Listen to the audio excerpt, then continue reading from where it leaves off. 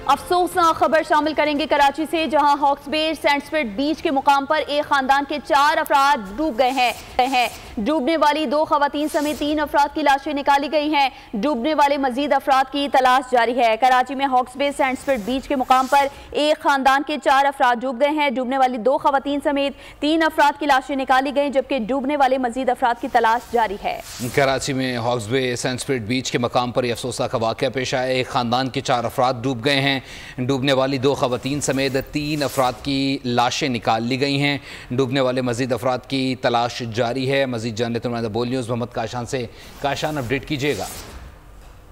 बिल्कुल, देखें, हॉक्स बे साइंस के बीच के मकाम पर एक खानदान के 4 अफराद डूब गए। डूबने वाली 2 खवातीन की लाश निकाली गई। फिर रेस्क्यू हुकाम की जानिब से बताया गया एक और अफराद की लाश निकाली गई है। डूबने वाले मजीद अफराद की तलाश जो है शुरू कर दी गई है। समंदर में नहाते हुए डूबने वाले खानदान दस्तगीर ब्लॉक 9 के रिहायशी थे। पुलिस जराये की जानिब से बताया गया 6 अफराद पिकनिक मकाने मनोला के साहिल आए थे, जबकि रेस्क्यू की मजीद टीम पहुंच गई है। मजीद जो अफराद समंदर में डूबे हैं उनकी तलाश का सिलसिला शुरू कर दिया गया है।